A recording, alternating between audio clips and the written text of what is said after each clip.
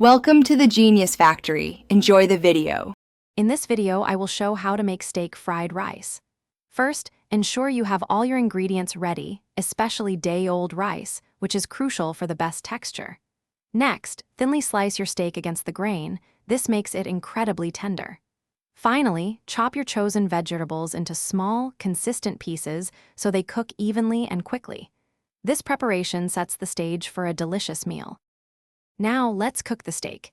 Heat your wok or large skillet over high heat until it's smoking slightly. Add a small amount of oil, then sear your thinly sliced steak in batches. Cook it quickly, just until it's nicely browned on the outside, about 1 to 2 minutes per side. Overcooking will make it tough.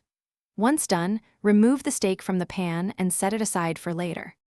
Hey everyone, if you're finding these cooking tips helpful, please hit that like button and subscribe to the channel. Quick recommendation: staying hydrated is key, especially when cooking in a hot kitchen. Grab an Owala water bottle to keep your drinks cold and refreshing. You can find the link for it, along with other great deals, in the description below. Now, let's get back to the video. With the steak set aside, it's time for the rice and vegetables.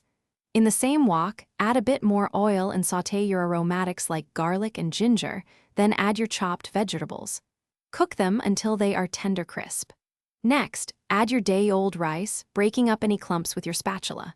Stir-fry everything together, ensuring the rice gets slightly crispy and is thoroughly heated.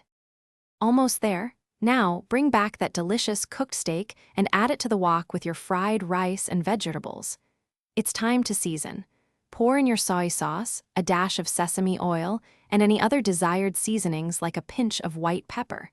Toss everything together vigorously, ensuring all ingredients are evenly coated and heated through. Serve immediately for the best flavor. Thanks for watching. If you found this helpful, don't forget to like and subscribe.